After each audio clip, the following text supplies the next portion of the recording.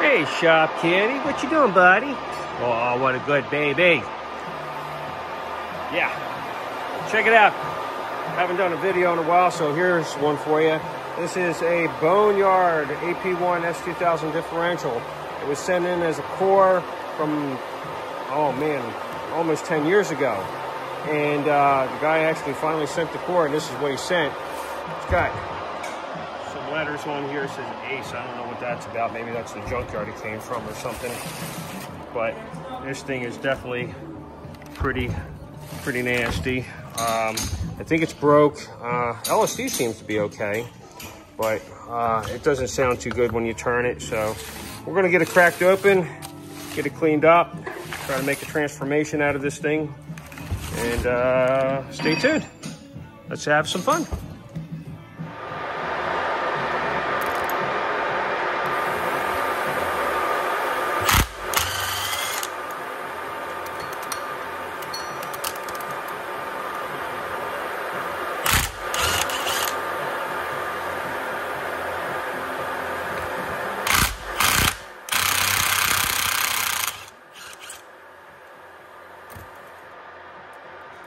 When they're this rusty, it helps to use this because it shocks them loose. Sometimes turn them by hand will actually break and break the fastener, and it sucks.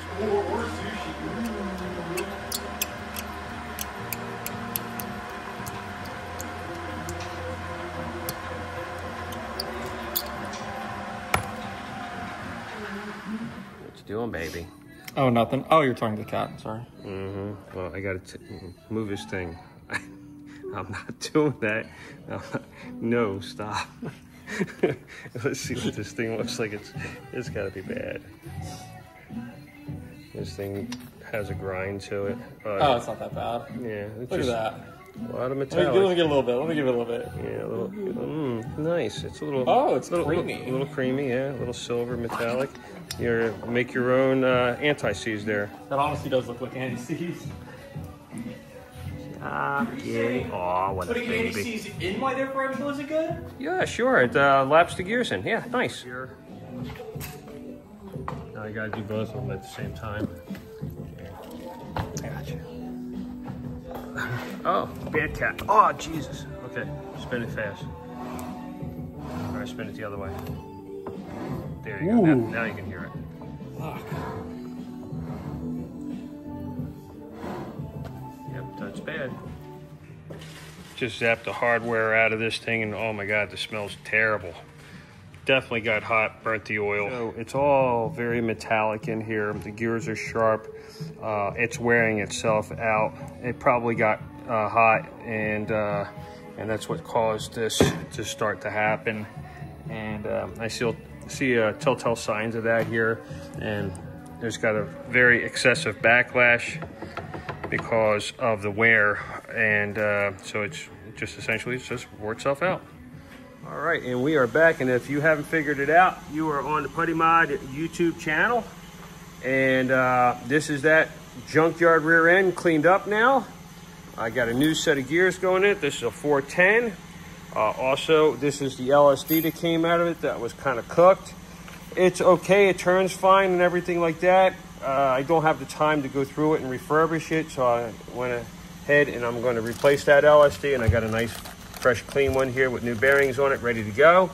We got all our new seals and stuff. We're getting ready to put new bearings into the case and get this thing done. It's going to be a stage 2 410, and stay tuned, and let's see how it goes. All right, getting the bearing out now. I put a hole in this thing because I had a little tripod and I misplaced that thing, and I have no idea where it's at, so I am the one-handed wonder. Anyway, there it is. It's our nice new shiny factory bearing. NSK, that would be the inner bearing. The outer bearing is going to be Koyo. This bearing here. There you go. You see that's a Koyo bearing. And these are proprietary to Honda. You can't, you know, if you buy bearings in the aftermarket, the taper is going to be different. Most times they don't have as many rollers. It's not the same bearing. The only way you're going to get a factory bearing is from the factory, and that's all I use is factory bearings. So I'll go ahead, I gotta lubricate this thing and put it in the press and get it pushed into place. And I have a 124,000 shim in here. It's the go-to shim for a lot of rear ends, especially when you're dealing with a 410 ratio, factory 410 that is. And when I took this thing apart, it was a little thinner than that. I didn't like the way things were in this rear end, so I'm using a judgment call here, and I went to 124 thousandths, and I think this is where we're going to land, and I think I should hopefully get it right the first shot out of the barrel. All right, let me get over to the arbor press and start getting this pushed. All right, I've already lubricated this. You don't want to push a bearing on dry. That's kind of stupid, not good. So definitely want to put a lubrication on there, and got oil on that, and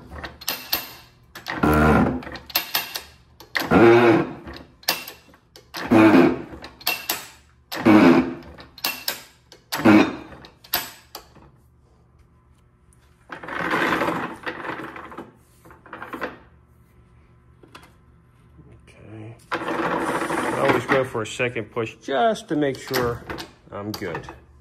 And I'm good. All right, getting ready to push in the bearing cup, the inner bearing cup. Getting that set up in there. And here's our pusher. Get that all lined up.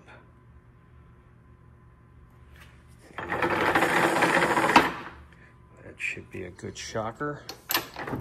There we go. Nice. Beautiful. All right, that went in as planned. That looks really good. All right, let's get it flipped around and get the other one in. Okay, we have our coil race. Drop that in there. Some people call it a race or bearing cup. The race is actually this part of the rear right here where that bearing cup is going to sit at. So you have a cone and a cup. That's kind of an old school way of putting it. So when you order a bearing, that's how you order it. Old school is cone and cup. And then we'll put this on top. This is going to push. There's our final pusher here. And we're all set up.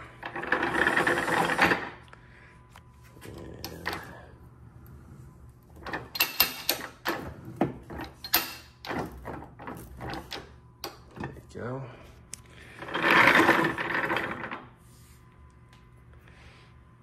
And I gotta do the jingle, jingle, jingle to get that out. There it goes, that's loose.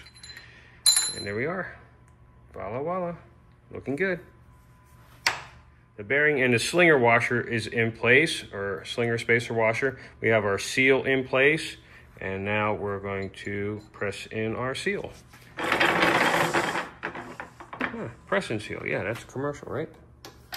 Yeah, there we go. Perfect. Let's see what we got.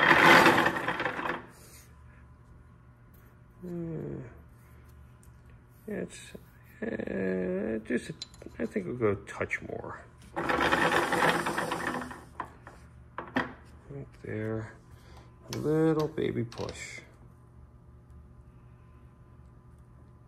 There we go. That's it. All right. That should be.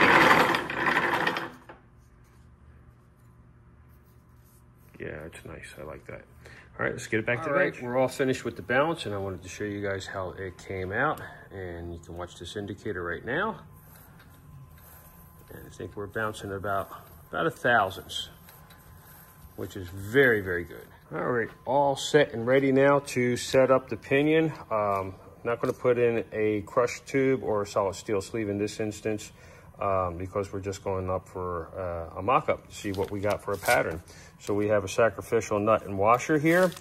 Our yoke is all greased up and ready to go, our flange. We have lubrication on the bearings as well. So we're going to go ahead and set this pinion in here as a mock-up, and then drop the ring gear LSD in, set a backlash, and check for pattern. Okay, even though we're just doing mock-up, I still check my inch-pound load just to make sure that I'm not too heavy or too light, so I have a real-world setup, and I know exactly how this is going to be when I do final assembly. You'll notice that there is some grease here. That's because I greased those that nut on those threads. We don't want to run the risk of galling a new gear set. That would really suck. And this is just an old nut, but still, it can still pick up and gall, and we don't want that. And so we greased the nut, and that is from experience. And experience usually teaches you something you didn't want to learn. And yeah, I didn't want to learn that, but I did a long time ago. So now we greased the nut. All right, we have the dial indicator all set up here, so you guys can check out what the backlash is. And we're right at around 3,000. That's where I like to put these things at. And that's where we're at with this one. I'm going to move the indicator, and I'm going to die up that gear, and we're going to take a look at this pattern. All right, we have them died up, and you can check out that pattern. Beautiful. And my hunch was right. I went a little heavier on that shim, and it got me right where I needed to be. And I got full contact on both sides of the gear. Looks really nice. Even my transfer is full contact, which is very nice. And let's see, nice and smooth. So, yep, that's a good one. All right, next, go ahead and disassemble it and start setting up for the PuddyMod solid steel sleeve and finish up this build. I got the cover I still need to restore yet. I have the axle flanges pretty much finished, so it's pretty close to getting it all done, but that cover is pretty much a mess, so it's gonna take some work to get that cleaned up. A lot of guys will put these things together using the old assembly marks that the factory put on it when they originally set it up, and that's not necessarily always a good thing to do. You can see here, that mark there and that mark there. So if we actually dialed this back to where it was originally, our backlash would be, really way off. Basically, it would pretty much lock up the gear. It would be, take that much tension off it. The other side, usually there's a mark on this one. It's just very faint, and you can see where the corresponding mark is there. So again, if we lined this up and lined up the other side, this would have probably maybe 1/1000 backlash at best, if not locked up. So you can't always judge or go by what the original setup was. When you take one of these apart, put it back together, you really need to have a dial indicator and adjust these adjusters accordingly to get your backlash correct, and not just hope that it's going to be right by lining up the old marks. Well, anyway, stand by. Let me get it apart, and we'll start working on the PuddyMod solid steel sleeve. All right, we're up to the fun part, setting up the PuddyMod solid steel sleeve, and we're ready to go. And I'm going to do one more fit, make sure everything is right, and then I'll replace these, the nut and the washer, with a new nut and washer, and then get the carrier back in to set up backlash. Also, this is the cover, just started cleaning it up. There's the junkyard markings on it. This thing was really bad. There was mud daubers living in the stud holes here, so we had to evacuate them guys. And but yeah, it's just dirty and typical, but we're gonna make it pretty. All right, let's get it started to make it pretty. New nut, new washer out. The PuddyMod solid steel sleeve is all fitted out and ready to go. Have our yoke flange all lubricated and ready to go. Our inch-pound torque wrench set here so we can check our load once we are all set, make sure we're good, and that will do it. And today's episode is brought by me. I bought the coffee today from Mountaineer Coffee. This is a local coffee place here in Brooksville. They do their own roasting and stuff like that, and this is a coconut hot latte, extra hot, because that's the way I like it, extra hot. And it is white. Man, it's good. It's really good. They have a pistachio, or I had a pistachio. Don't have it anymore. I'm very sad about that. The pistachio latte was killer. I mean, Starbucks, yeah, it's good. I was addicted to that. I gotta say, yeah. But Mountaineer's pistachio latte, it was better. Very pistachio-y. Yeah, pistachio-y. It was good. All right, let me get this thing set up. All right, I got initial load on this right now, and after I get it set where it's this nut starts to tighten up and I have full contact between both bearings inside, I stop at that point and I'll turn this, and that's to seat that bearing. So that's what we're doing. We're seating those two bearings, making sure everything's good, and then we're going to continue on with torquing that nut down to get our final fitment and inch-pound load. All right, we just did our next increment. And what you do is you step this up. You step your torque load, you do 75 foot-pounds, 100 foot-pounds, whether you're using a solid, like a crush tube, you definitely want to, check it periodically. And then once you start to feel load when you have a crush tube, you want to only turn that wrench, like that. I mean, not even a full turn, just like a little bump on it, because it takes no pressure at all once you get to that point to do that final fitment on a crush tube. On a solid steel sleeve, you crank it down. It's going to take about 150 200 foot-pounds on that solid steel sleeve with no problem. So you get a really good lock on that nut, and you get your load right. So right now we're close, and I'm going to go ahead and finish my torque load on that, and then we'll show you our final inch-pound load right here once I put my final torque on that nut. All right, we are there. We got our final fitment and desired load on that input flange on those bearings. Beautiful, perfect. Okay, I'm going to go ahead and mark that with this goo here.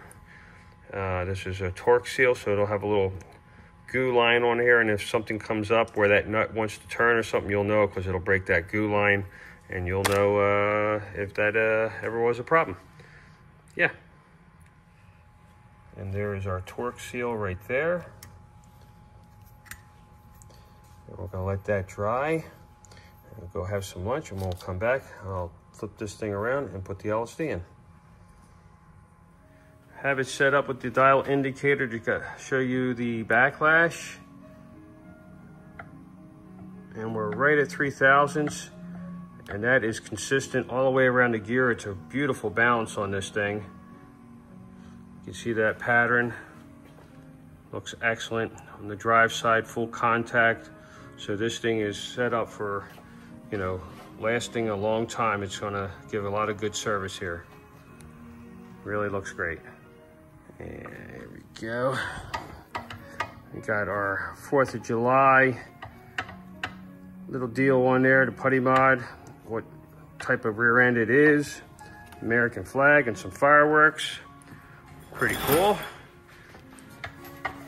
Nice and smooth and quiet, just like it's supposed to be. Excellent. Over here we have our flanges, and that has that ace on those. Remember that in the beginning of the video, but look at the difference in how they look now compared to how we started out. There you go, looks really good. We got all new hardware here to put the cover on with, because the original hardware was just, it was bad. Have new crush washer on here for the fill, the same as for the drain, and that looks really nice, clean. They marked this quite a bit here as well with that Ace Boneyard name on it. We got our vent all cleaned up and looking good. PuddyMod decal right there. The name goes on after the quality goes in. Yeah, stole that from Ford. inside of this thing looks like it's new. Really, really nice. Like I said, it's got Ace all over the place here. Ace is the place, yeah. We're ready to put our Honda seals in. Honda Bond seal around our flange here. We're just going to put a skim coat. You don't want to put anything more than that. Anything more is too much. You don't want to get any of that silicone inside that rear end. And this stuff is amazing. It will seal everything. You'll never have a leak. That is good stuff. All right, we have our Honda Bond seal on. You guys can take a look and see how that's done. That's all you need.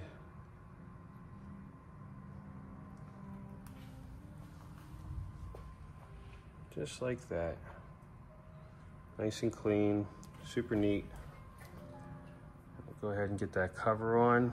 And happy 4th of July, everyone. This is the 4th of July, and it's a Star Spangled Banner differential here. You got the little fireworks gimmick going on, the American flag, the PuddyMod name. Yeah, I like it. There we go. Anytime there's a holiday, I try to decorate the LSD a little bit before I put the cover on it. I can't do this one-handed, so stand by. I have the cover on. I'm getting ready to put the fasteners in it. And they put their name down here too, that Boneyard Ace. So this thing is stamped every freaking where.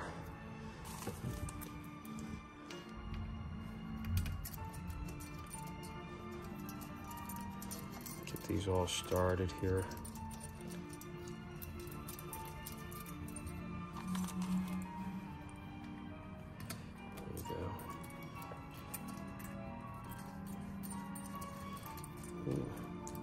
Pretty good.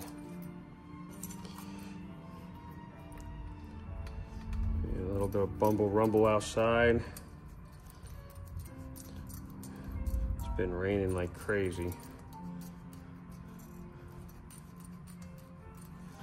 Yeah, drain plug came out really good. That thing was a rusted mess. Same with the fill. Pretty good, pretty decent.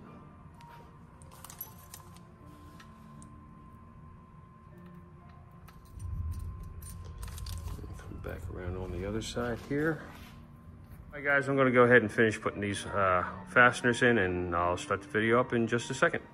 All right, I have all the fasteners in. All 10 are all nice and snugged up. I'm going to be removing all this excess Honda Bond, which you can see is very little.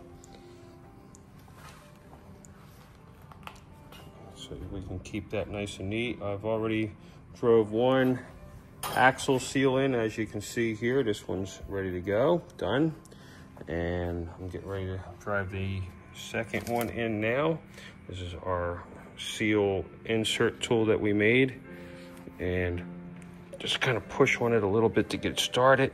And there you have it, all done. Fits like a glove. I gotta put some grease on these axle shafts here. I always grease these shafts before, even though you can see there's a bead of grease. Let me see if this side is a little bit better visibility here.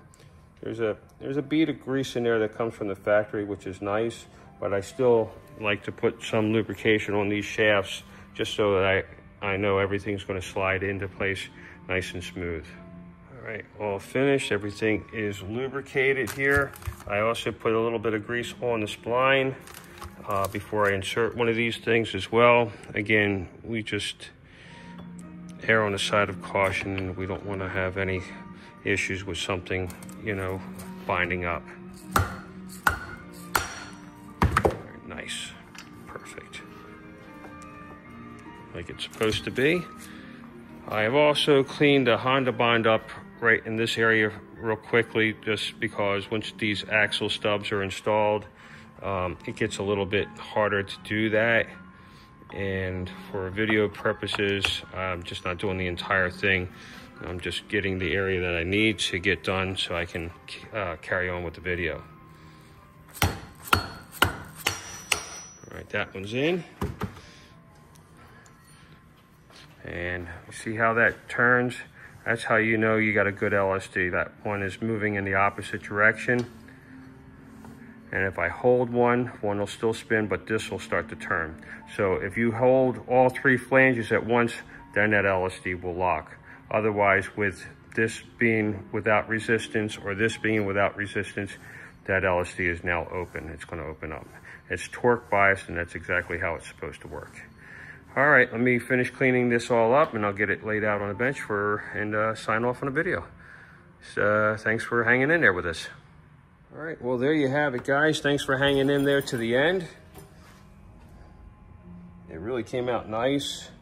And these guys, they stamped this thing. I even found another place. It's like, how many places can you find a stamp? And there's another one right there, Ace. Pretty crazy. All the new fasteners in there. And axle flanges look great compared to what they looked like when they came in here. Oof, well, just watch the beginning of this video. You'll see how bad this one was. Really clean. Let me go ahead and flip it around here. You can see what the back side looks like. Really nice cover. Very fresh. Smooth. Very, very nice rear end. Very good build. And you can see that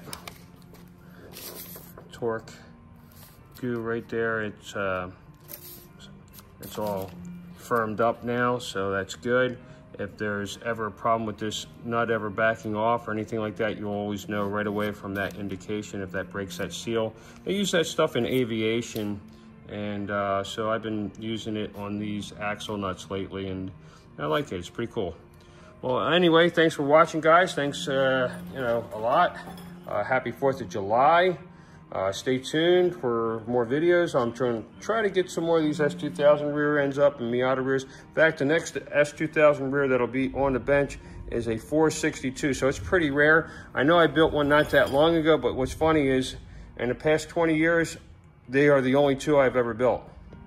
I don't believe I've ever built one of those. It's a extremely rare gear here in the US for sure. It's an Australian gear, and it was, I mean, back in the day when these cars were still in production, nobody was able to, or seemed to be able to get that gear ratio. And that's why they made the 457, because it was just easier to do than try to get that 462. But that'll be the next one on the bench. If you guys are watching anything on the bike or the FJ, thank you. I really appreciate it. The bike is definitely a passion.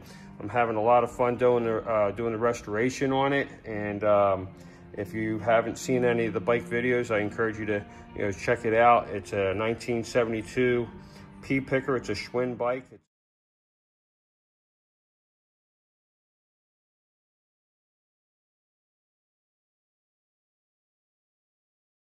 A 20-inch boys bike.